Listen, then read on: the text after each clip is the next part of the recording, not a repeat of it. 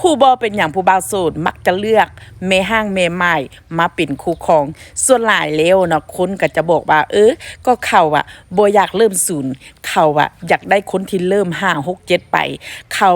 เป็นคนบ่มีปัญญาหาเงินเขาก็เลยเลือกแม่ห้างแม่ไม้เพื่อจะได้ทรัพย์สินไปครอบครองแต่ความเป็นจริงแล้วบางครั้งบางคนที่เป็นแม่ห้างแม่ไม้เด้อบ่มีหยังติดตัวก็ยังมีเช่นเดียวกันแต่ก็ยังได้บ่าวโสดมันบ่ได้เกิดจากแนวนั้นดอกมันก็บ่ได้เกิดจากแบบนั้น 100%แต่ส่วนใหญ่แล้วสิบอกให้เลยว่าทุกมื้อนี้สาวโสดเด้อยังสดบ่เท่ากับแม่ห้างแม่ไม้เป็นหยังจะค่อยเว้าแบบนั้นเพราะว่าสาวโสดบางคนนี่เด้อบางคนซื่อๆนะเนาะบางคนนี่ใช้งานหลายกว่าแม่ห้างแม่ไม้มื้อนึงนี่ใช้บริการหลายกว่าแม่ห้างแม่ไม้เพื่อหยังล่ะเพื่อเงินบางคนนี่คบซ้อนกัน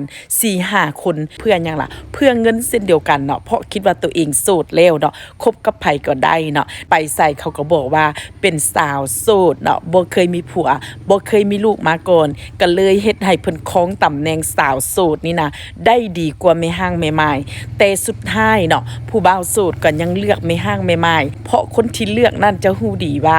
แม่ห้างแม่ไม้มันผ่านชีวิตที่ว่าเคยมีลูกมีผัวเคยใช้ชีวิตโสดมาแล้